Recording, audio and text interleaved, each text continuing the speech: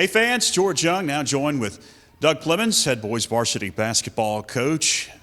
Tell you what, I don't know if it could get more exciting than what we saw on Tuesday night. 77-74 win against Pisgah, raucous atmosphere. And we had kind of expected that. I don't think you expected that last 90 seconds where both teams were exchanging threes. You had a 4-point play in there. An exciting win for you guys. Sure was. Our community has grown to a rivalry with Pisgah in the Canton area. Used to be other schools, but it seems like it's excuse me, it's drifted toward them, and I feel like they kind of feel the same way. We'll never take Tuscola's place, but at the same time, we're two teams that really enjoy playing against each other, get after each other. Like you say, it was a great atmosphere, had a big crowd. Hopefully that'll be the case throughout the rest of the home games. But that last 90 seconds, both teams had to do some things.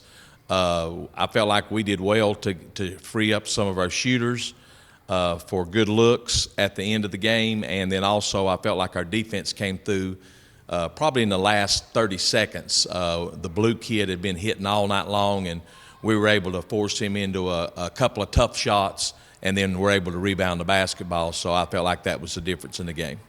It seemed like, too, Coach, throughout that first, second, and third quarters, fourth quarter's a little different, but those first three quarters, Pisgah, and I'm sure this is because of the last game you guys played, seemed like they wanted to speed the game up. I mean, they were taking shots within a couple of seconds. They did play fast. The other thing they did, they full court pressed us the whole game, and they did not do that at all the last time we played them. I think they thought that they would wear us down. And as the game went along, I felt like it wore them down. I felt like in the fourth quarter we had more energy than they did. I felt like we got some run out layups in the fourth quarter that we hadn't gotten earlier in the game. And again, I just felt like our kids' conditioning was a big factor in that game toward the end. Well, tonight doesn't get any easier, as tonight it's another Mountain 7 Conference battle with North Henderson, a team that comes in with a great record.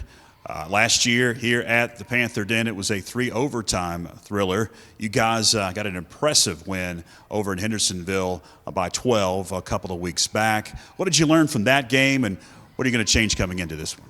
Well, I feel like North Henderson arguably has their starting five, I feel like, has as good a talent as anybody in the conference, and their record indicates that. They've had some big wins, conference and non-conference. Excuse me.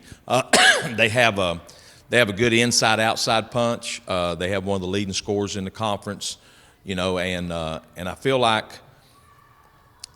at times I feel like when we played them, they felt that they could just outscore people, and I do feel like that's an area that our team has improved on, mainly since Christmas. We've settled on a defense, and we've worked hard to improve areas.